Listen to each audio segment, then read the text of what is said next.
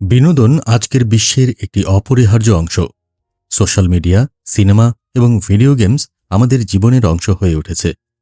কিন্তু এই বিনোদন কি মুসলিম সমাজকে ধর্মহীনতার দিকে ঠেলে দিচ্ছে? কুরআন ও হাদিসের আলোকে আমরা বিশ্লেষণ করব বিনোদন কিভাবে মুসলিম যুবক যুবতীদের ঈমান ও পরিচয়কে প্রভাবিত করছে এবং বর্তমান মুসলিম সমাজ কোথায় যাচ্ছে। ইসলাম একটি সম্পূর্ণ জীবন ব্যবস্থা যা বিনোদনকেও নিয়ন্ত্রণ করে।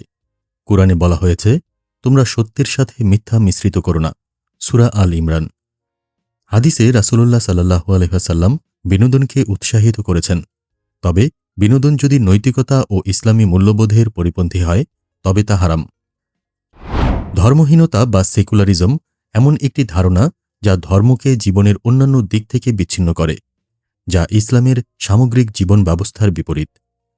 আজকের মুসলিম যুবক যুবতীরা পশ্চিমা বিনোদনের প্রভাবে এসেছে। সোশ্যাল মিডিয়া তাদের জীবনের অংশ।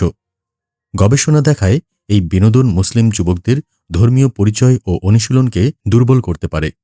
উদাহরণস্বরূপ, অনৈতিক কন্টেন্ট বা ধর্মনিরপেক্ষ জীবনধারার প্রচার তাদের ঈমানের উপর প্রভাব ফেলে। তবে বিভিন্ন প্ল্যাটফর্ম ইসলামী মূল্যবোধের সাথে বিনোদন প্রদান করছে। হাদিসে বলা হয়েছে, যে ব্যক্তি সত্যের পথে ডাকে তার জন্য তাদের সমান সওয়াব। সহিহ মুসলিম। মুসলিম সম্প্রদায় এই চ্যালেঞ্জ মোকাবিলায় সক্রিয়। ইসলামিক স্কলাররা যুবকদের হালাল বিনোদনের প্রতি উৎসাহিত করেছেন। হাদিসে রাসূল সাল্লাল্লাহু আলাইহি ওয়াসাল্লাম বলেছেন, সত্য কথা বলো, যদিও তা তিক্ত হোক। ইবনে মাজাহ। এর সন্তানদের সাথে বিনোদনের বিষয়ে আলোচনা করে তাদের ঈমান শক্তিশালী করতে পারেন। বিনোদনের নামে ধর্মহীনতা মুসলিম সমাজের জন্য একটি চ্যালেঞ্জ। কিন্তু ইসলামী মূল্যবোধের সাথে বিনোদনের ভারসাম্য রক্ষা করা সম্ভব।